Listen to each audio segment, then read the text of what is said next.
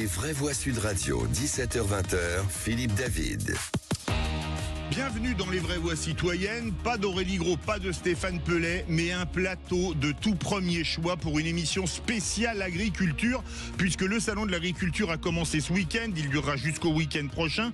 On aura d'ailleurs le plaisir d'y être avec Cécile de Ménibus et les vraies voix, jeudi de 17h à 20h, sur le stand des vignerons indépendants, hall 2.3, stand B061, les vignerons indépendants, parfait pour joindre l'utile et l'agréable, et c'est d'agriculture donc que nous allons parler ce soir avec des profils aussi atypiques que différents.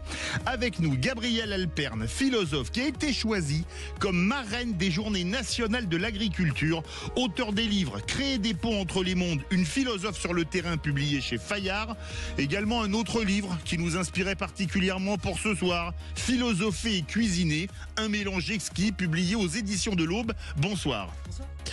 On a avec nous Clarissa Bartoulot, meilleure apprentie d'Île-de-France en boucherie, qui concourt pour devenir meilleure apprentie de France et qui a gagné hier le concours Interbev des apprentis bouchers. Bravo et bonsoir. Bonsoir, merci beaucoup. Avec elle, quelqu'un qu'on connaît très bien sur Sud Radio, Véronique Langlais, présidente du syndicat des bouchers de Paris et qui a une certaine Clarissa Bartoulot comme apprentie. Absolument, bonsoir. Là, vous avez recruté Ronaldo, là, ou Messi. Le Graal, exactement. Ou Antoine Dupont, pour ceux qui aiment le rugby. Pierre Oteitza, éleveur, producteur et artisan charcutier qui a ressuscité le porc Quintoa, Angui et Tori. Et vous, je vais le faire en basque. Agour. Denelli. Bonjour. Aurore Médieux, responsable transition écologique d'ESS France. ESS, c'est économie sociale et solidaire. Bonsoir. Bonsoir. Et enfin, Sarah Osseille, présidente de Pro Natura France. On va notamment parler de la préservation des races anciennes. Bonsoir. Bonsoir. Parlez bien près du micro, vous pouvez le tirer vers vous. Allez-y, c'est mobile, il n'y a aucun problème. Comme ça, on vous entendra parfaitement bien. Allez, Gabrielle Alperne, vous avez été choisie comme marraine des Journées nationales... Comment ? Ah oui, musique. Les vraies voix Sud Radio. Qui fait honneur à la ruralité, je sais que Pierre Oteitza le connaît bien, c'est notre ami David Olaïtzola. Gabrielle, qu'on embrasse, Gabrielle Alperne, vous avez été choisie comme marraine des Journées nationales de l'agriculture qui se tiendront dans toute la France du 6 au 9 juin. Comment avez-vous été choisie et en quoi est-ce que consistent ces journées ? Alors, on pourrait effectivement s'étonner d'avoir choisi une philosophe pour être marraine de ces Journées nationales de l'agriculture. Mais pour le coup, je pense que les philosophes s'intéressent depuis toujours à l'être humain. Et donc forcément, ils ont compris assez vite le rôle et l'importance de l'agriculture pour notre humanité. D'ailleurs, la philosophe Hannah Arendt disait que l'agriculture, ça n'est pas seulement le plus ancien métier du monde, mais c'est aussi le plus sacré. Voilà. C'est important de... Mot magnifique. Exactement, c'est le plus sacré. Et alors, en quoi consistent ces Journées nationales de l'agriculture ? Donc, elles auront lieu donc du 6 au 9 juin dans toute la France. Et l'idée, c'est que c'est un peu journée portes ouvertes. C'est-à-dire que là où, en ce moment, c'est le salon de l'agriculture, on peut dire que l'agriculture monte à la capitale. Oui. Mais là, l'idée, c'est que justement, les Journées nationales de l'agriculture, eh bien, ce sont tous les Français qui vont pouvoir aller... voir un peu les différentes exploitations agricoles et pour pouvoir comprendre comment fonctionne l'agriculture. Le thème 2025 de ces Journées nationales de l'agriculture, ce sera mieux comprendre l'agriculture pour pouvoir mieux consommer. Et pour le coup, il y a urgence. Une récente étude a montré qu'un certain nombre de jeunes Français avaient du mal à distinguer entre les concombres et les courgettes. Donc pour le coup, il y a un véritable effort de pédagogie à mener. Alors, vaste programme, vous allez être notre invité fil rouge avec nous, Clarissa Bartoulot, meilleure apprentie d'Île-de-France et qui a gagné le concours Interbev, hier des meilleurs apprentis au salon de l'agriculture, et Véronique Langlais, qu'on connaît très bien sur Sud Radio, présidente des bouchers de Paris. C'est donc votre apprenti. Alors on va commencer avec vous, Véronique Langlais. On vous avait reçu avec Clarissa lors des vraies voix de l'emploi avec Cécile de Ménibus le 16 janvier 2024 pour parler des métiers de bouche et de l'apprentissage. Que de chemin parcouru depuis. Et que de fierté surtout. Et c'est bizarre, je rebondis sur votre mot du sacré parce que c'est le mot que j'emploie pour parler de notre métier. Je trouve que c'est quelque chose qui est proche du sacré parce qu'on part d'un animal que nous respectons particulièrement et qui va nous nourrir, que nous préparons et je parle souvent de sacré, donc c'est assez rigolo de rebondir là-dessus. Clarissa, championne d'Île-de-France, vous gagnez le concours Interbev au Salon de l'Agriculture où il y a des dizaines de milliers de personnes qui vont chaque année. Vous y attendiez, pour vous c'est un rêve. Comment ça se passe dans votre tête ? J'aime beaucoup participer au concours. Du coup, chaque concours gagné, c'est une fierté. C'est super. Alors, je vais vous faire une confidence sur votre patronne. Vous permettez? Il y a beaucoup de monde qui nous écoute. Vous pouvez réagir, hein, les autres invités. On se suit avec Véronique sur les réseaux sociaux et elle met toujours des photos de découpe, je sais pas, de bavettes de flanchet sur une vache limousine, de côte d'agneau sur un agneau de Sisteron. Et elle vous met beaucoup en valeur. Clarissa, bien sûr. Et Clarissa, et je me dis que vous êtes une artiste. Si je vous dis ça, vous rougissez, vous dites il est fou. Qu'est-ce que vous répondez? Non, ça me fait plaisir. Parce que je travaille la viande dans le respect, j'essaye de faire des jolies pièces, d'avoir un beau Quand résultat. on voit ce que sur les réseaux sociaux, c'est magnifique. Et ça vous est venu comment, la volonté de travailler, de faire ce merveilleux métier de boucher? C'est venu par hasard. Moi, à la base, je voulais faire les beaux-arts. Ah oui, c'est pas la même chose. Du coup, c'est venu par hasard et un jour, on m'a proposé un emploi en boucherie, en tant que vendeuse. Et j'étais assez ouverte dans le monde du travail, du coup, ça m'a pas dérangée. J'ai commencé à travailler et j'ai travaillé pendant 6 mois et ça m'a beaucoup plu de travailler la viande. C'était super. Après, je suis très manuelle, du coup, ça m'a plu. Et j'ai commencé à CAP. Génial. Gabrielle Alperne, vous posez une question. Alors, une question, et plus peut-être une remarque, c'est intéressant, vous disiez que vous étiez intéressé au départ par les beaux-arts, hein, et finalement, ça fait un rebond par rapport à ce que vous avez dit au début, le lien avec l'art, parce que finalement, dans votre travail, c'est vraiment aussi le sens du beau et préparer de jolies pièces. Et donc finalement, vous avez hybridé les mondes, si j'ose dire, justement entre l'art et la boucherie, donc c'est magnifique. Ça m'aide énormément avec la déco. Pour les concours, on décore énormément les pièces avec des légumes et tout ça. Du coup, au niveau des couleurs, des formes, rendre le morceau joli, ça m'aide beaucoup. Du coup, j'ai beaucoup d'inspiration. Et elle dessine beaucoup, elle est très douée en dessin. Magnifique. Sarah Ossey, vous posez une question. Et alors, est-ce que vous intervenez dans les établissements scolaires pour faire connaître votre travail? Parce qu'il y a plein de jeunes qui ne savent pas quoi faire, ça pourrait être intéressant. Non, j'ai jamais fait, mais ça me dérangerait pas du tout de le faire. Au contraire, ça me ferait plaisir. Vous devriez, en plus, votre patronne, une commerciale hors pair, vous y allez en duo. Là, c'est pas Ronaldo, c'est Messi et Ronaldo. Là, Mais on va organiser un podcast justement pour intéresser les jeunes à notre métier. On va faire un duo toutes les deux. Pour montrer aussi que les femmes ont accès à ce métier et peuvent s'épanouir dans ce métier. Pierre Oteissa, le charcutier, veut parler aux bouchères. Et nous nous connaissons très bien. Ah oui. Avant tout, mon premier métier est boucher, louchébem. Louchébem, oui, en argot parisien. Oui, j'ai travaillé 5 ans à Paris et c'est vrai que c'est un métier que j'ai adoré. Et c'est vrai que une bête travaillée par 10 bouchers différents, on aura 10 résultats, parce que c'est vraiment l'art de découpe. Après, c'est sûr que la déco qui vient dessus, c'est magnifique, mais c'est vrai que c'est un métier super. Bravo. Et Clarissa, vous voulez répondre quoi à Pierre Oteissa, lui qui a été boucher? Oui, enfin, c'est surtout aussi un modèle, un exemple dans son métier et je te retourne le compliment, Pierre. Quand je vais voir ces jambons, ces petits cochons, c'est exceptionnel. Aux Aldudes, dans la montagne basque. Aldudes. Les Aldudes, on dit les Aldudes au Pays Basque. Aldudes. Aldudes. Moi, je dis Aldudes, parisienne. mais c'est pareil, et je ne savais pas que tu avais pratiqué notre métier. Mais c'est exactement vrai, quand on travaille la viande, c'est comme quand on fait affiner un fromage, on n'aura jamais le même résultat. Oui. Gabrielle veut poser une question ou dire quelque chose? Oui, c'était juste pour pouvoir rebondir. C'est aussi à ça que sert le salon de l'agriculture. C'est aussi montrer toute la diversité des métiers et donner envie aux jeunes générations de s'y intéresser. Il y a un vrai sujet aujourd'hui de renouvellement des générations. Alors dans les exploitations évidemment pour les agriculteurs, mais aussi évidemment dans plein de métiers différents. Et pour le coup, éveiller la passion des jeunes, ça va être un véritable enjeu des prochaines années. On arrive, quand on est comme vous, alors vous êtes plein de choses, hein, éleveur, charcutier, à recruter des jeunes aussi géniaux que Clarissa? Oui, c'est rare, mais ça arrive puisque il y a 3 ans, j'ai une japonaise qui était décoratrice intérieur à Tokyo et qui rentrait à la maison un jour. Je vais me faire charcutière.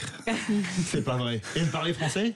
Non. Et pas basque non plus, je parie alors. Non, mais maintenant, elle arrive à comprendre. Ah oui. Oui, Et elle est devenue charcutière ? Oui, elle est venue à Bordeaux, elle a fait le CAP de charcutière. Elle a passé 3 ans avec nous, et elle a rejoint son pays et elle s'est installée là. Vraiment. C'est extraordinaire. Bonheur. Oui. Je vais vous poser une question. Vu le succès que vous avez, ça ne se fait pas à une femme, mais vous avez quel âge, Clarissa ? J'ai 20 ans. 20 ans. Vous dites, mais maintenant, je vais peut-être finir un jour comme un Bocuse pour la cuisine ou quelque chose comme ça, ça doit être fabuleux. Et vous vous diriez, tiens, avec Ludovic et Véronique, parce que c'est pas un secret d'État que votre mari s'appelle Ludovic, ma chère Véronique, je le connais bien, on l'embrasse d'ailleurs. Vous dites, là, j'étais à bonne école et je vais faire quelque chose d'encore plus génial après. Ouais, bah oui, j'aimerais bien. Et comment est-ce qu'on vous accueille au Salon de l'Agriculture ? Parce que vous êtes très jeune, 20 ans. On vient vous voir en vous demandant des selfies, ça commence ? Peut-être quelques personnes, mais pas énormément non plus. Ne vous inquiétez pas, ça va venir. Demain. Et Alors, le retour, je veux pas qu'elle ait trop la tête qui explose, mais le retour, c'est aujourd'hui, on avait un concours interrégion qui était organisé par la Confédération, la Bretagne a gagné d'ailleurs, et j'avais des meilleurs ouvriers de France, et quand même le Graal. oui, c'est le Graal. Qui Oui. venait me voir en me disant, la petite Clarissa, on aimerait bien la voir, la former, la faire progresser. C'est rare d'avoir un cheval comme ça. Donc, Et pourtant, vous n'êtes inutile pas de- boucherie chevaline, hein, faut le rappeler. Pas encore. Donc inutile de vous dire que quand on entend des personnes avec ce profil-là qui sont quand même pour nous des élites, on est ravis et on se dit qu'elle est qu'au début en fait. Magnifique. Bah, bravo Clarissa hein, pour ces 2 titres. Ça mérite des applaudissements. Vous restez avec nous pour cette émission spéciale des vraies voix sur l'agriculture. Et on va prendre la direction du Pays Basque. On a appris qu'il a travaillé à Paris, mais il n'a pas franchement pris l'accent. On va en parler avec Pierre Oteiza. Sud Radio. Sud Radio. Parlons vrai. Parlons vrai. Sud Radio. Parlons. Les vraies voix Sud Radio, 17h-20h, Philippe David. Les ailes en basque. Et alors on a mis cette chanson basque parce que comme vous êtes basque, il fallait quand même marquer le coup de cette magnifique chanson basque. C'est beau.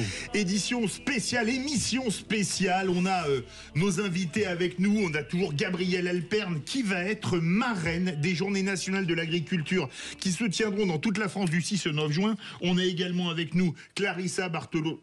Bon, Madame la championne, on va l'appeler comme ça, et Véronique Langlais, présidente du syndicat des bouchers de Paris, Aurore Médieux, responsable transition écologique de SS France, et Sarah Osseil, présidente de Pro Natura France. Gabrielle Alperne, vous avez écrit une tribune dans La Tribune, ça ne s'invente pas, dans laquelle vous écrivez « Combien d'enfants pensent-ils que les carottes poussent dans les placards ? Il suffit de se rendre au Salon de l'Agriculture pour le constater chaque année. Y a-t-il vraiment une si grande ignorance du monde agricole par les citadins ?»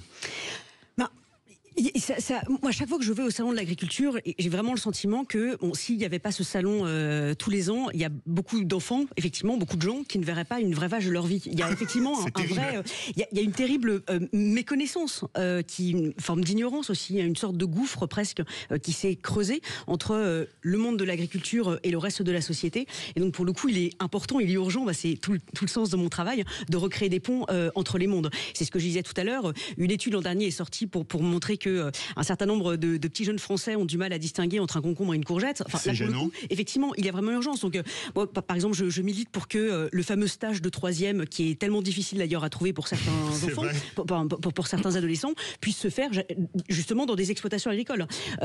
L'idée, c'est vraiment de qu'est-ce que l'on peut imaginer pour pouvoir recréer du lien entre l'agriculture et le reste de la société. Ah ben justement, Pierre Oteiza, vous êtes fils d'agriculteur, éleveur, producteur et artisan charcutier au Pays Basque. Est-ce que l'agriculture, c'est pas, on parlait des aldudes ou des aldudes pour faire du Véronique Langlais, est-ce que l'agriculture, c'est pas le symbole absolu de l'enracinement à un territoire et à un terroir ? C'est sûr que élever, transformer et commercialiser, tout est autour du terroir puisque c'est notre vie. Voilà, on a un métier de la fourche à la fourchette et qui est lié automatiquement à notre région, puisque en France, c'est sûr, il y a 6 races rustiques comme ça. De porc. De porc. Et chaque filière a son histoire due à son climat, sa région, et ça, c'est important. Alors, vous êtes un vrai basque, c'est pour ça qu'on a mis Egoac pour commencer comme chanson. Vous avez ressuscité une race de porc qui s'appelle le porc Quintor. On l'appelle le tête et cul noir parce qu'il a la tête et le derrière qui sont noirs et le milieu qui est rose. Comment vous avez fait ? Donc, moi, le porc basque, c'est le porc de race basque. Je l'ai découvert au salon de l'agriculture un matin, à 6h du matin, avant d'ouvrir le stand. Je faisais le petit tour et un cochon noir et blanc, porc basque, jamais vu, jamais entendu parler. C'est ça. Et c'est vrai que il y a 2 siècles, il y avait que du porc basque dans les Pyrénées, jusqu'à Bagnères, et après c'était le porc gascon. Le noir donc. Le noir, oui. Et après la guerre, les nouvelles races sont arrivées qui poussaient beaucoup plus vite et qui moins de persillés. Et il fallait nourrir la France. Et bon, c'est l'histoire. Ça, c'est un exemple, notre exemple, mais il y en a des milliers dans tous les domaines, fruits, légumes, d'autres espèces qu'on peut retrouver. Bah oui, mais c'est une race de porc exceptionnelle, le Quintoa. Ah bah oui. Oui, le Quintoa, le porc noir, le porc de Bayeux, enfin, et c'est vrai que pour des raisons de productivité, on a voulu nourrir rapidement. Mais on n'avait pas le choix. Il fallait. Et du coup, on a utilisé le Duroc, mais ça fait partie aussi des spécificités du territoire, de ses richesses. Et puis, on se retrouve vraiment au Pays Basque, derrière une bonne côte de cochon, un bon petit coup, un bon petit canon, et on est heureux, quoi. C'est pas ça, c'est le mode de vie du Sud-Ouest avec un cadeau. Alors l'abus d'alcool est dangereux pour la santé, à consommer avec modération. C'est pour l'ARCOM. C'est fabuleux, non ça? C'est pas mal, oui. C'est le paradis. C'est supportable. Hein. Vous voulez réagir, Aurore Médieux? Oui, je voulais vous demander, alors j'imagine au niveau local, c'est facile de valoriser des races ancestrales que vous remettez, mais comment vous arrivez, puisqu'on parlait de sensibilisation des gens au goût aussi, puisque c'est retrouver un lien à sa nourriture, et comment vous arrivez à donner de la valeur à ces spécificités régionales de manière un petit peu plus élargie? Mais la valeur, aujourd'hui, on a fait beaucoup de salons, justement, dans le salon de l'agriculture. Avec toujours un très gros stand pour piroter ça, beaucoup de monde. Un petit peu. Je sais, j'y suis déjà passé. N'est-ce pas, Véronique? Voilà. Pour votre modestie. Je savais qu'il y en avait un qui chantait, je ne voyais pas, mais il était au fond. et sans micro. Hein, voilà. Et après, c'est vrai que, bon, aujourd'hui, entreprise, on commercialise 62%, c'est du direct. On a 9 boutiques et le site internet qui est devenu la première boutique. Ensuite, on fait 20%, c'est des bouchers, des fromagers, des restaurants. Et on fait 20% à l'export avec 26 pays, dont le premier, Japon. Voilà. Extraordinaire. Gabriel Elpern. Effectivement, ça a été dit, on voit que derrière, il y a aussi toute une identité, un terroir qui sont effectivement intéressants et qui, là aussi, en fait, permettent aussi de pouvoir lever un certain nombre de préjugés. Moi, c'est une phrase du philosophe Nietzsche qui dit que tous les préjugés viennent des intestins. C'est intéressant. Alors, il y a mille manières, évidemment, de comprendre cette phrase, mais c'est là où on voit du coup la dimension civique de l'alimentation, la dimension civique de l'agriculture, et finalement donner à voir d'autres formes de nourriture, derrière lesquelles il y a aussi un terroir, une identité, des territoires, des us et coutumes, voilà. C'est aussi donner à voir, voilà, peut-être une autre manière de penser les choses, et donc de sortir un peu les gens de leurs préjugés. Donc, pour moi, il y a vraiment une dimension civique, finalement, de ce que vous faites. Pierre Oteïssa, c'est vrai qu'il y a une dimension civique dans ce que vous faites. Oui, au Pays Basque, c'est vrai que c'est une petite région, mais on a la chance d'avoir 5 AOP. Et fabuleux. Une AOP, c'est un produit... Appellation d'origine protégée pour les auditeurs. Oui, pardon. Oui, et qui est ancré dans le pays, puisqu'il faut une race, il faut une alimentation, il faut le lien au terroir, des recettes, et ensuite un produit qui, quand on le goûte, on s'en souvient. Sarah Ossey, qui est avec son association, impliquée pour défendre les espèces qui sont en danger. Vous voyez, Pierre Otaïssa, vous dites fabuleux. Ah, complètement. Je voulais rebondir parce que Pierre Otaïssa, heureusement, il y a énormément de Pierre Otaïssa. Moi, je vous donne un exemple sur la chèvre du Massif central. On a une dame, Madame Ronzon. Il n'y a plus que... Non, c'est pas la chèvre. Elle a 3 espèces. Elle a aussi le mouton des Aravis. Il n'y a plus que 100 spécimens en France. Elle a 10% du cheptel. C'est grâce à des gens comme ça qu'on a des espèces qui restent. Et là, je reviens sur la boucherie. C'est que ce sont des espèces qu'on a disparues parce qu'il y a eu trop de croisements à un moment donné et on a perdu l'originel. C'est ce que vous avez fait. Et nous, ce qui est extraordinaire, on le voit à Pronatura tous les jours, il y a des gens qui vont aller se donner du mal pour aller récupérer des espèces qui sont éteintes et les ressusciter. Je vous donne un exemple avec les poules. En 1970, il y a 23 races de poules qui ont disparu. Et c'est parce qu'il y avait des passionnés qui sont allés chercher des œufs de coucou de reine à droite. Et c'est comme ça qu'on arrive à maintenir des espèces grâce à des passionnés qui font ça en amateur. C'est des gens qui n'ont pas d'argent, qui ne sont pas payés et qui vont se donner un mal de chien pour dévouer leur vie à une espèce. Mais c'est merveilleux, bravo à eux. C'est assez extraordinaire, ça, non, Pierre Otaïssa? Bel hommage de Sarah Osei. Ce que vous avez fait au Quintoa. Mais la question qui se pose, vous qui êtes bouchère et président du syndicat des bouchers, on va pas se raconter d'histoire. Je connais pas trop mal le bœuf, un peu moins bien le cochon, mais chez les bouchers, race à viande, on a quoi? Blonde d'Aquitaine, Limousine, Salers, Aubrac, en général. Dans le sud-ouest, on a de la Gascogne des Pyrénées. J'allais le dire. Exactement. Mais de la Normande. De la Normande, c'est ça, mais qui est une race mixte, mais qui est excellente en viande, on est d'accord. Mais il y a des petits cheptels qui ont quasiment disparu, non? Des petites espèces. Dans le bovin, oui, mais même dans la volaille, parce que moi, je me souviens, ça fait 31 ans que j'exerce à mon compte. On vendait de la coucou de Rennes, on vendait de la géline de Touraine, du poulet de Houdan et toutes ces races. De Houdan dans les Yvelines? Oui. Ah oui. Et toutes ces races ont pas disparu parce qu'il y a toujours des fervents défenseurs, mais pour les commercialiser, c'est quasiment impossible. Et quand on arrive à en avoir, c'est comme si on avait un trésor en fait. Et ça, c'est dommage parce que même les particularités gustatives, ça n'a rien à voir. Elles sont toutes en perte de vitesse. Il n'y a qu'une race de poule qui n'est pas menacée, c'est la volaille de Bresse, c'est tout. Toutes les autres sont en dessous de 40. aussi pour la volaille de Bresse. Il faut se battre aussi. Et qui est une AOP, hein? Oui. Qui est une AOP, la volaille de Bresse. C'est pour ça que là... Les autres, c'est pas des AOP, mais quand on est à moins de 40 sujets, on estime... Pardon, Pierre. Et la poule du Bourbonnais aussi, a priori, protégée. Oui, les deux AOP. Oui, le poulet du Bourbonnais. Mais c'est pas le même cahier des charges que le poulet de Bresse. Vous avez développé le porc Quintoa, il n'avait qu'une centaine d'espèces. 25. Aujourd'hui, il y en a combien? Aujourd'hui, on a 8000 bêtes à peu près en élevage. Sur une zone délimitée précise, comme c'est une AOP? Oui, c'est le Pays Basque, Béarn, et on a 5 communes dans les Landes. Ah oui, donc c'est vraiment... Et vous êtes combien d'éleveurs en tout? On est 80 éleveurs aujourd'hui, 25 producteurs fermiers et 5 artisans à travailler le Quintoa. Dans artisans, il y a artistes. Est-ce que vous n'êtes pas vous aussi un peu, comme Clarissa et Véronique, un artiste? Oui, artiste, mais... peut-être pas médaillé encore. Et ça, c'est un sacré hommage, Clarissa, quand même. Hein. Pierre Otaïssa qui vous dit ça, c'est Federer qui vous dit tu joues pas mal au tennis, quoi. C'est ça. Non, vous n'êtes pas d'accord? Si. Ça me fait plaisir, merci. Surtout que Pierre est en or déjà, donc... Ah oui, Pierre, il est déjà multimédaillé quand même, non? C'est de l'or. Et vous vendez maintenant dans 26 pays? 26 pays, oui. Extraordinaire. Le Japon et quels autres pays? Beaucoup d'Asie, Europe bien sûr, Canada, oui. Les États-Unis, San Francisco. Oui. Voilà, un petit peu les... Magnifique, bravo. On continue cette émission passionnante avec un plateau génial. On va parler du foncier pour les agriculteurs et de la formation pour devenir agriculteur, de vrais sujets. On sera en compagnie d'Aurore Médieux, responsable transition écologique chez ESS France, l'économie sociale et solidaire.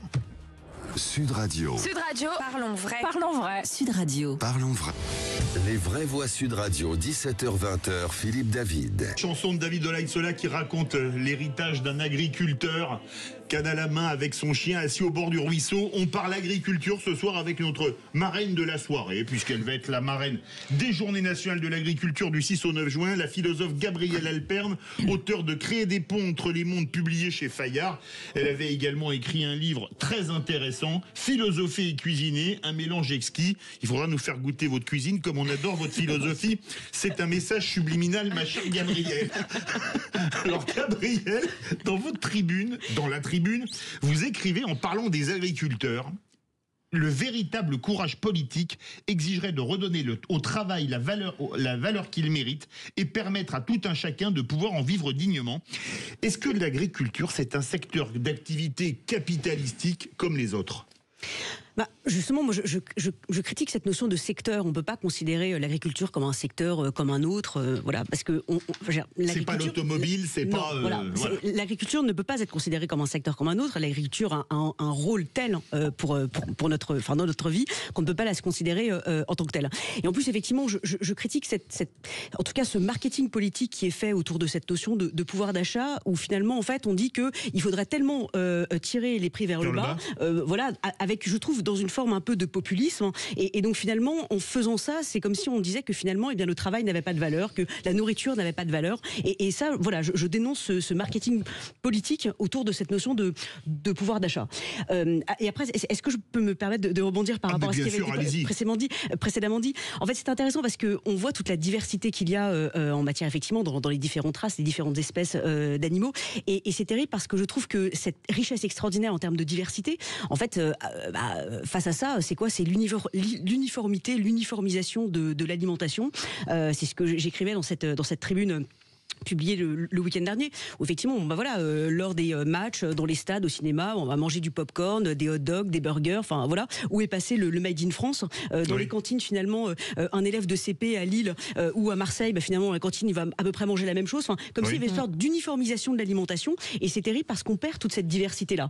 Donc l'éducation et la rééducation au goût, là, pour le coup, ça va être un véritable enjeu de société, et pour moi, ça nécessite une véritable politique publique hybride, justement, prenant en compte tous ces différents enjeux. Un mot rapidement avant de parler. Je veux juste dire qu'on en perd son identité, en fait. C'est vrai ? Parce que c'est notre identité. Sarah, c'est un mot aussi ? Oui, parce que je suis enseignante et donc je rebondis sur ce que vous dites, vous avez tout à fait raison. Les enfants, quand vous leur demandez ce que c'est qu'un poisson, nous on a les poissons aussi, ils vous montrent le carré Findus. Non mais oui, et quand vous parlez de reproduction en classe, ils vous disent mais madame, les oiseaux, ils font comment ? On a envie de dire, c'est comme papa et maman, vous voyez. Presque. Pas presque.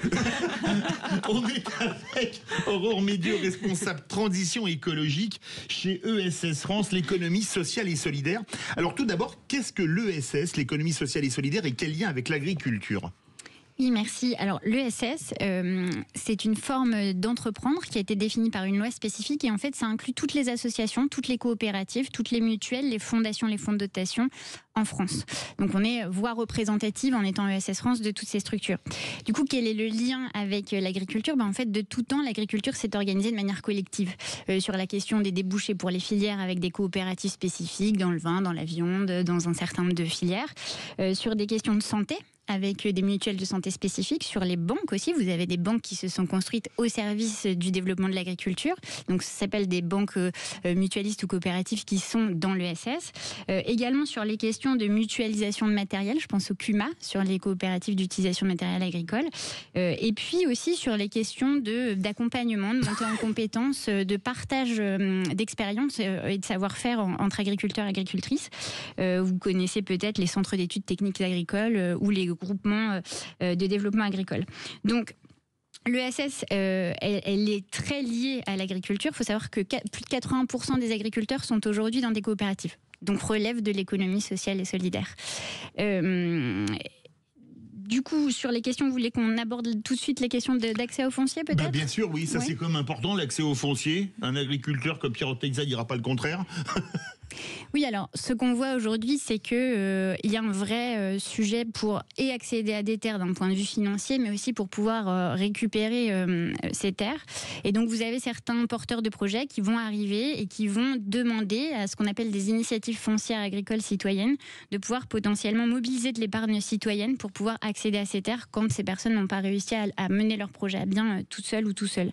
Donc ça, c'est de l'ESS aussi. J'imagine que vous en connaissez. Ça peut avoir des statuts associatifs, coopératifs ou même des fonds de dotation qui permettent en fait de se dire justement, je trouve que c'est un excellent outil de mobilisation citoyenne pour redonner du sens, refaire le lien entre les citoyens et les agriculteurs. C'est-à-dire, je mets une partie de mon épargne pour un projet qui a du sens dans mon territoire pour qu'un agriculteur ou une agricultrice qui n'arrivait pas à s'installer seul puisse le faire. Ça vous semble une bonne idée, ça, Pierre Oteiza, pour garder les agriculteurs locaux enracinés ? C'est vrai que nous, on est un peu dans la vallée des Aldudes, au Pays Basque. On a beaucoup de jeunes qui reprennent les fermes.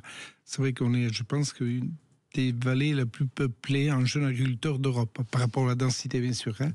Des jeunes qui reprennent la ferme des parents. Et c'est vrai que, bon, par contre, il n'y a aucune ferme qui est en vente. C'est sûr que tout est repris, voilà. Et on a cette chance. Et il faut aussi les aider. Nous, on a travaillé avec des collectifs pontes dans un département que je ne nommerai pas. On avait 15 agriculteurs au départ avec des circuits courts d'œufs et on les a tellement embêtés qu'ils ont terminé avec les salmonelles, etc., avec des abattages systématiques des animaux qu'ils n'ont pas pu transmettre et on n'a plus que un. Et encore, je ne sais pas s'il est encore là. Donc il faut quand même faciliter un peu la vie aux agriculteurs.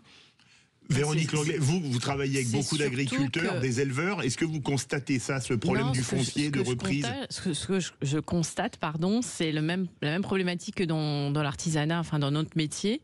C'est l'âge de la majorité des chefs d'exploitation. A priori, il y a une majorité qui a plus de 50 ans. Donc la problématique va être la reprise ces 10 prochaines années.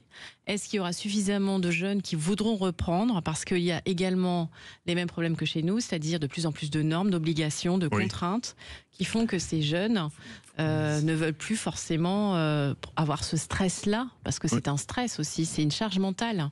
En plus. Et c'est ça, en fait, aussi la problématique. Gabrielle Elperne.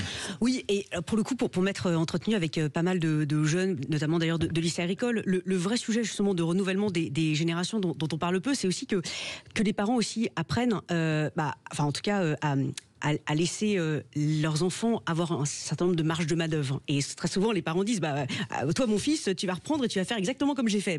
Oui, mais non. Et donc, c'est aussi comment est-ce qu'on permet justement aux jeunes générations de pouvoir inventer aussi elles-mêmes leur propre modèle au vu du contexte dans lequel elles vivent, avec les contraintes dans lesquelles elles vivent et qui sont très différentes, effectivement, du contexte de leurs parents ou de leurs grands-parents. Donc, il y a aussi, finalement, cette question générationnelle importante à résoudre. Aurore Méliot, il y avait un autre sujet dont vous vouliez parler, c'était la formation, notamment. Oui, qui est essentiel parce qu'on ne s'improvise pas agriculteur. Moi, si Pierrot Taïza me met dans la charcuterie, me demande de faire du boudin, ou que, contrairement à Clarissa, Véronique me demande de couper une bavette ou je sais pas, une entrecôte, on va la tailler déjà. Excellent, bravo. Oui, mais en effet, je trouve ça fabuleux quand on peut avoir une transmission dans la famille. Néanmoins, on peut, sans même parler des contraintes, même se dire on peut ne pas avoir envie de faire le même métier que ses parents, déjà de base. Et donc ça pose, et on là dans d'autres secteurs d'activité, on se dit jamais tout sauf ce que font mes parents, s'ils m'entendent. Et donc forcément, ça pose la question du renouvellement quand on sait que plus de la moitié des agriculteurs et agricultrices vont partir à la retraite d'ici 2030. Donc ça pose la question de la formation des personnes qui sont déjà dans ces secteurs d'activité, mais surtout de celles et ceux qui n'y étaient pas. Et en fait, je trouve que déjà, il y a deux choses. C'est-à-dire qu'il faut pouvoir donner envie à des personnes qui n'étaient pas dans ces milieux de se sentir capables, parce que je pense que le côté de la transmission familiale amène aussi des personnes qui pourraient avoir envie à ne pas se sentir légitimes, justement parce que pas issues du monde agricole. Donc ça passe par la formation, évidemment, et puis ça passe par des échanges, en fait, de témoignages de jeunes personnes qui sont motivées dans ces métiers et qui vont. Donc, Clarissa, il y a du boulot,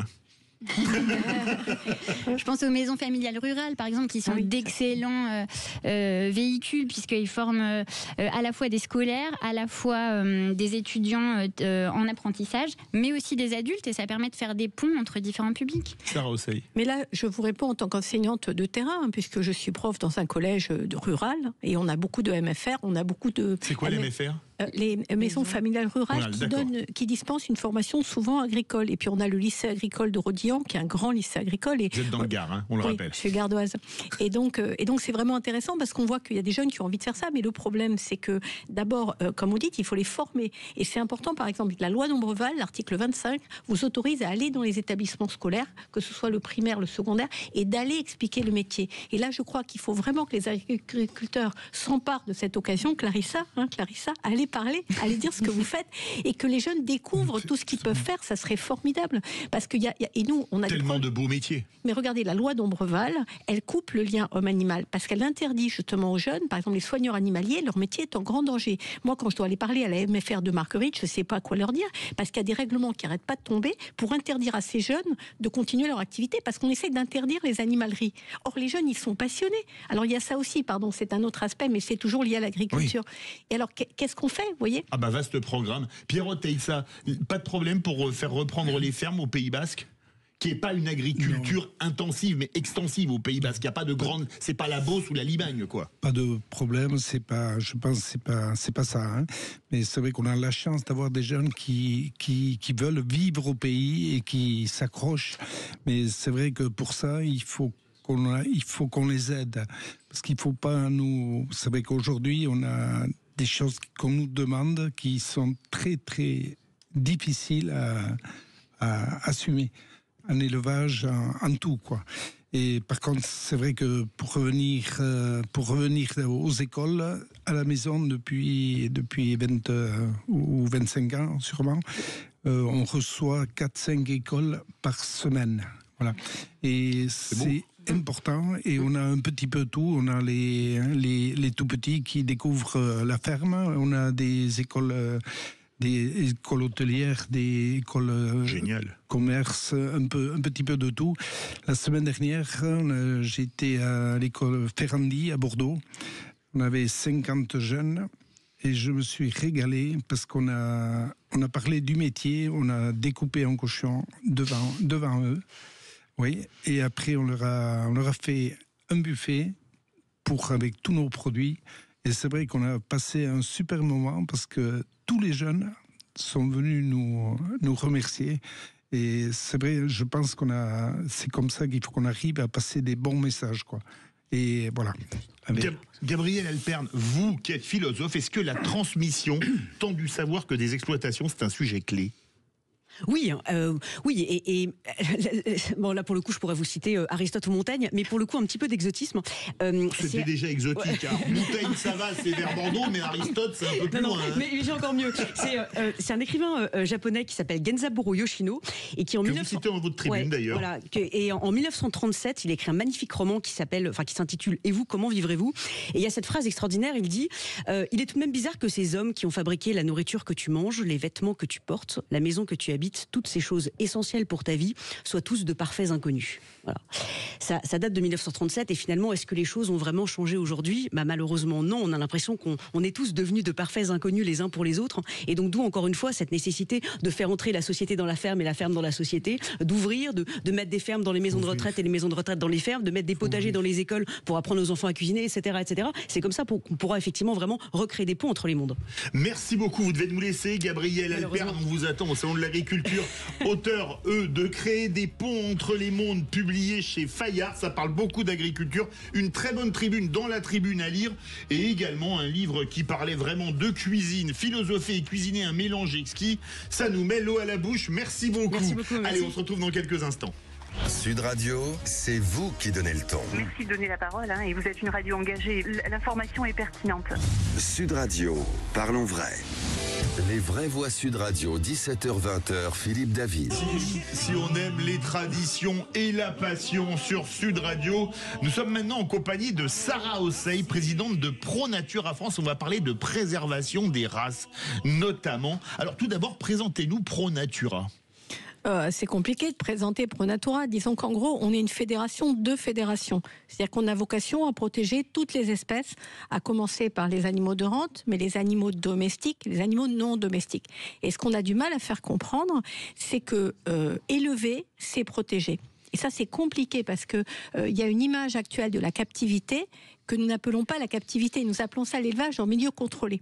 Et que le fait de mettre l'animal dans des conditions de protection va lui permettre de vivre tout simplement au lieu de disparaître. Et c'est compliqué à expliquer. Alors ça touche ce que je disais tout à l'heure sur les races, les petites races menacées, mais aussi les animaux domestiques et non domestiques. Comme on disait, il y a des races de chats qui disparaissent, il y a des races d'oiseaux qui disparaissent énormément. On a de moins en moins, là on a perdu 61% des éleveurs, ce qui veut dire qu'on perd les animaux qu'ils élèvent. En gros, en France, France, vous avez 71 000 espèces à peu près.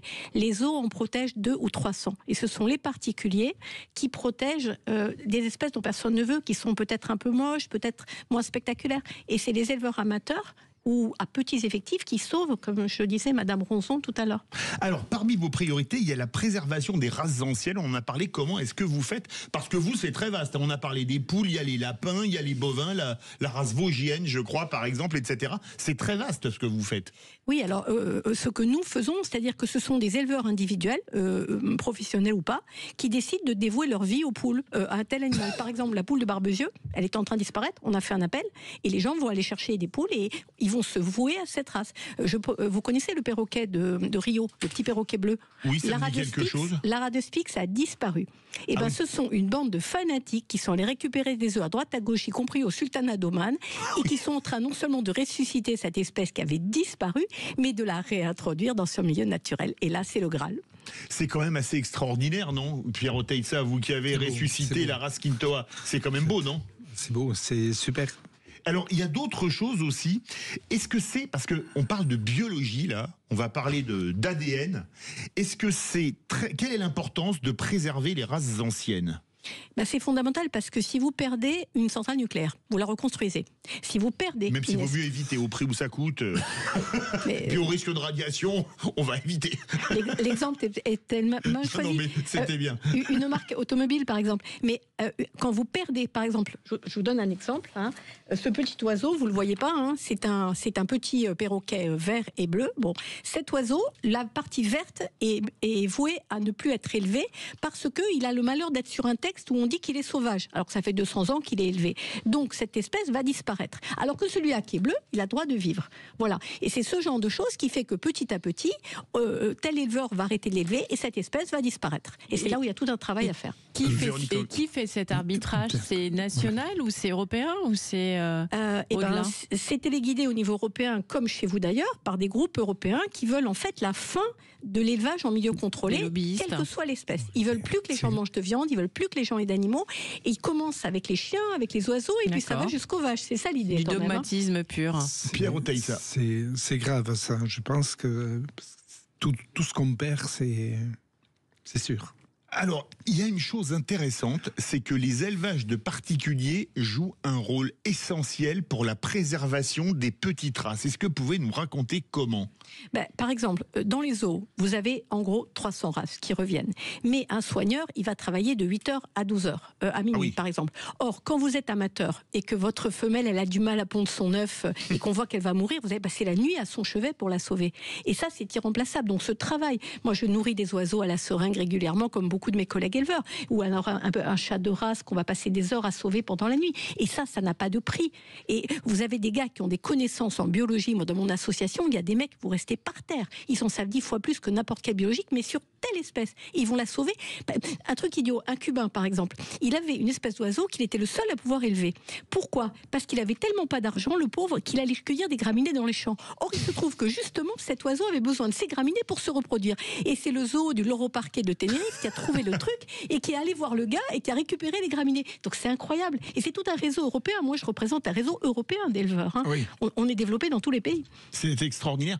Vous avez parlé tout à l'heure des drames, notamment, il y a eu la grippe aviaire qui a beaucoup frappé les éleveurs, notamment nous qui sommes très écoutés dans le sud-ouest de canards. On en avait un il y a quelques temps qui a dû abattre par gazage, c'est-à-dire que c'est horrible. 5 fois, je crois, l'ensemble de son cheptel. Est-ce que dans ce domaine, on n'est pas allé peut-être un peu trop loin dans la prévention? On est allé beaucoup trop loin. Il y a eu des drames. Surtout, moi j'en parlais tout à l'heure, on a eu le gars dans le 43 pour ses salmonelles, on a abattu 5 fois. Et attendez, parce que quand ils sont gazés, ils ont de la chance.